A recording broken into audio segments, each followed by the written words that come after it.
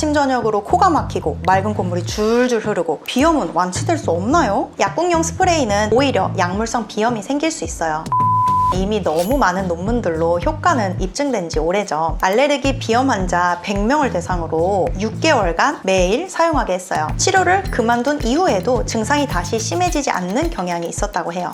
환절기만 되면 코나 눈이 간질간질하거나 아침 저녁으로 코가 막히고 맑은 콧물이 줄줄 흐르고 계속 재채기가 나는 증상 경험해 보신 적 있으시죠?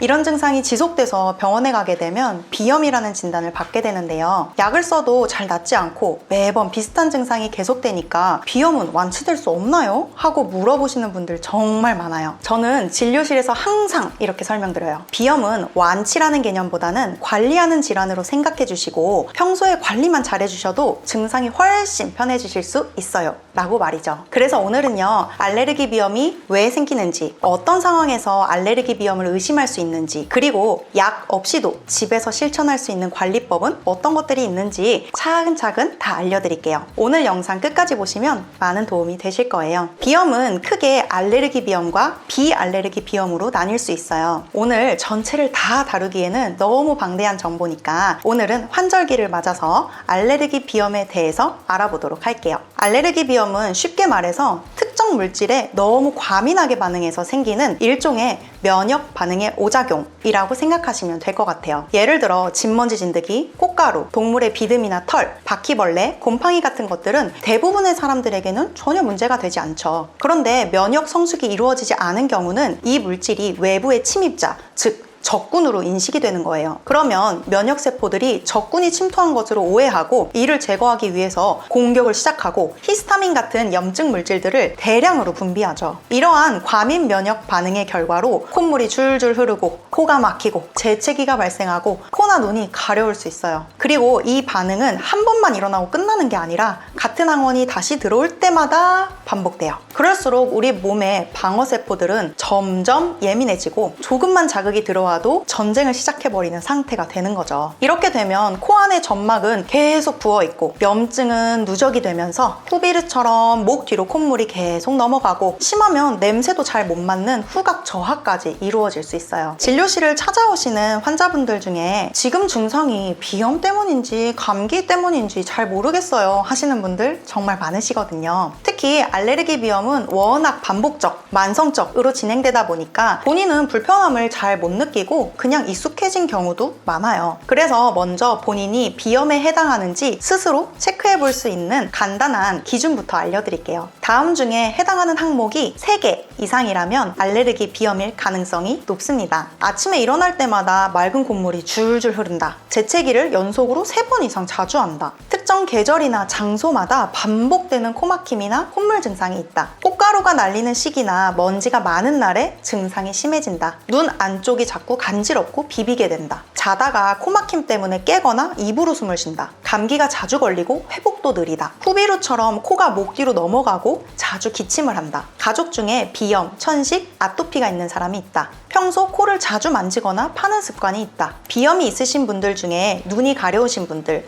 안과를 가야 하나 이비인후과를 가야 하나 고민이 많으실 텐데요. 알레르기 비염에 동반된 증상 중에 눈과 입천장, 귀의 가려움증이 발생할 수 있기 때문에 알레르기 비염에 동반된 알레르기 결막염의 경우 항히스타민 약과 안약으로 가려움증이 많이 호전되시는 분들이 많아요. 실제 제 진료실에 오시는 분들에게는 우선 증상 조절을 위해 먹는 약과 안약을 드려보고 혹여 결막염이 더 심해지거나 증상 호전이 없을 경우 안과를 내원하라고 말씀드리거든요. 그리고 또 후비로라는 표현들 많이 들어보셨을 거예요. 코 안에 분비물이 코로 나오지 않고 목 뒤로 넘어가는 걸 말하는데요. 비염이나 부비동염이 있을 때 흔하게 나타나는 증상이에요. 자꾸 목이 간질간질하거나 가래처럼 끈적한 게 목에 걸린 느낌이 들고 기침이 자주 나오시는 분들은 비염을 의심해 보셔야 돼요. 그리고 본인이 어릴 때부터 감기를 달고 살았다거나 중이염, 축농증 같은 이비인후과 질환이 자주 있었다면 알레르기 체질 가능성도 높기 때문에 더 주의가 필요하겠죠. 알레르기 비염을 완전히 없애는 방법은 없지만 충분히 관리할 수 있는 질환이에요. 특히 증상이 아주 심하지 않다면 평소에 약 없이도 생활 습관만으로도 좋아질 수 있는 방법들이 꽤 많아요. 핵심은 이 3가지입니다. 첫 번째, 원인 항원 피하기.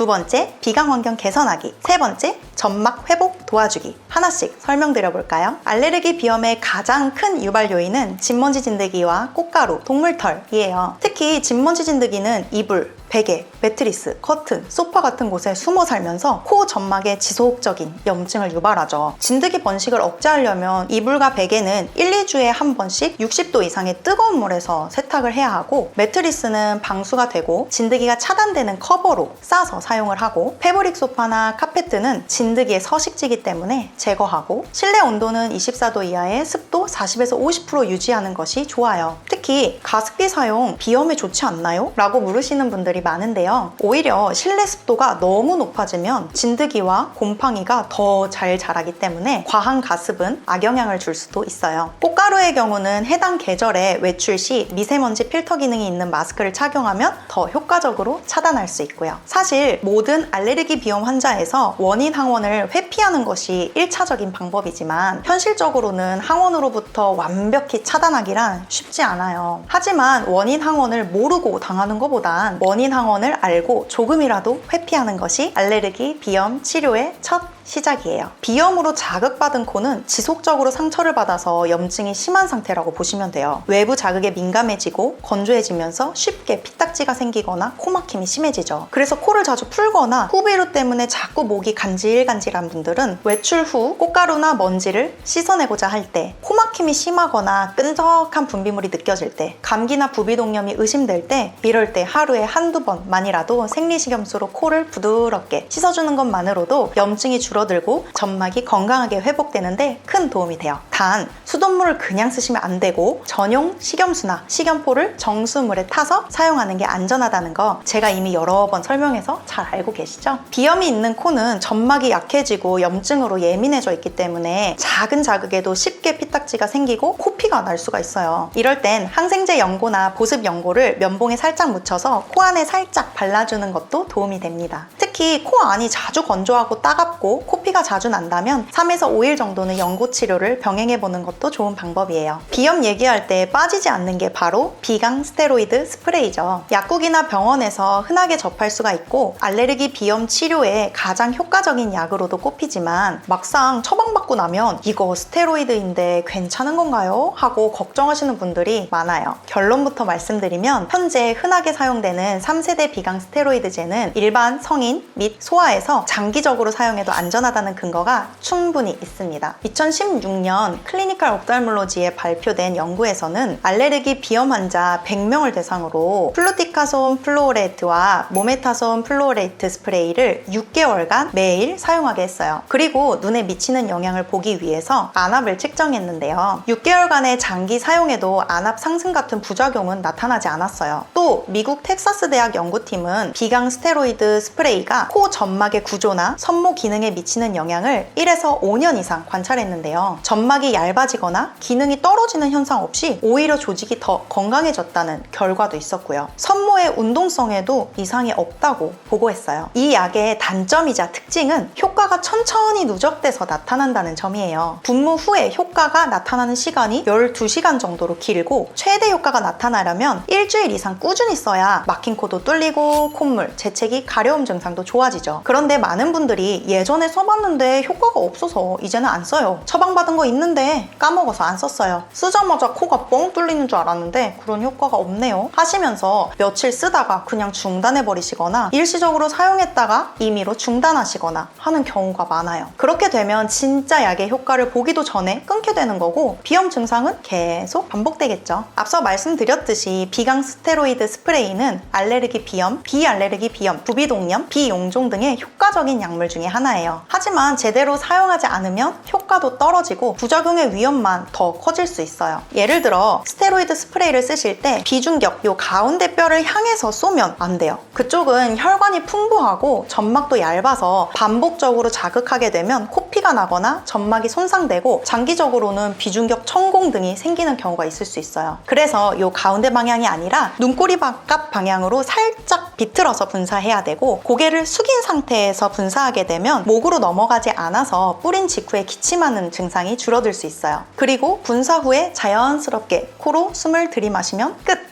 간단하죠? 비강 스테로이드 스프레이는 일반적으로 효과가 좋고 안정성도 높은 약제예요. 하지만 일부 상황에서는 조금 더 주의해서 사용해야 되는 경우가 있습니다. 특히 다음과 같은 분들은 사용 전에 전문의 상담을 권장드려요. 녹내장 환자나 안압 상승 가족력이 있는 경우, 고도근시, 당뇨, 결합조직 질환이 있는 경우. 비강 스테로이드제는 일부 흡수가 되기는 하지만 전신 흡수율이 1% 미만으로 굉장히 낮고 대부분은 체내에서 빠르게 분해되기 때문에 안압에 큰 영향을 주지는 않아요. 하지만 기저안 질환이 있는 분들이나 스테로이드에 민감한 고위험군에서는 드물게 안압이 높아질 수 있기 때문에 이런 경우에는 초기에 1에서 3개월 간격으로 안과적 모니터링을 같이 해보시는 게 안전해요. 헷갈리시는 분들이 많기는 한데 약국에서 파는 뿌리는 순간 코가 뻥 뚫리는 스프레이랑은 완전히 달라요. 약국용 스프레이는 대부분 혈관 수축제가 들어있는데요. 혈관 수축제 스프레이는 일주일 이상 반복해서 사용하게 되면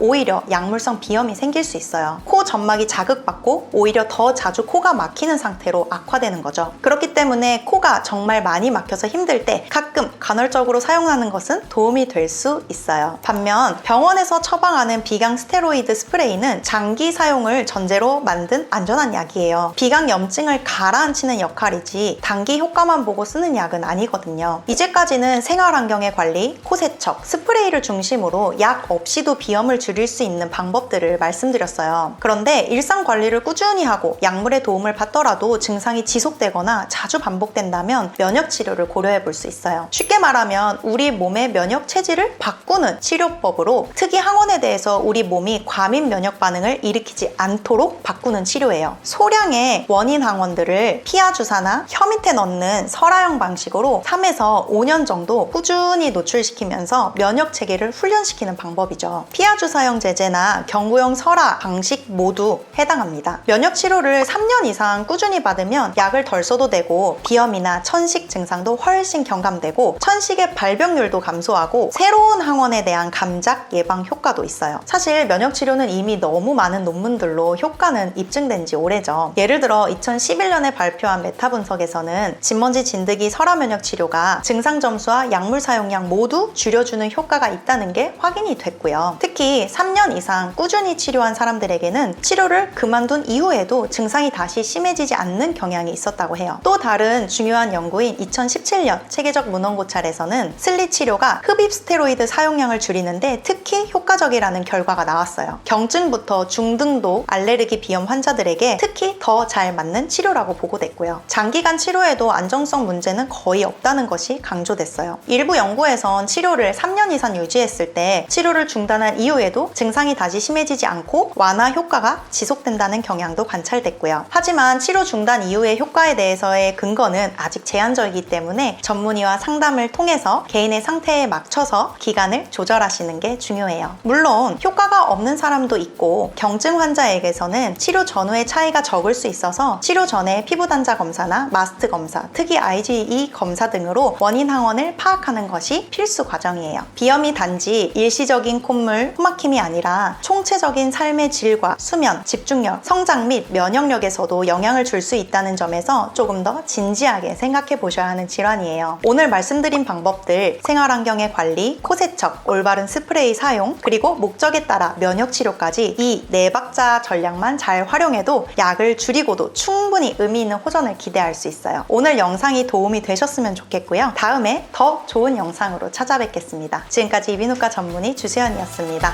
감사합니다.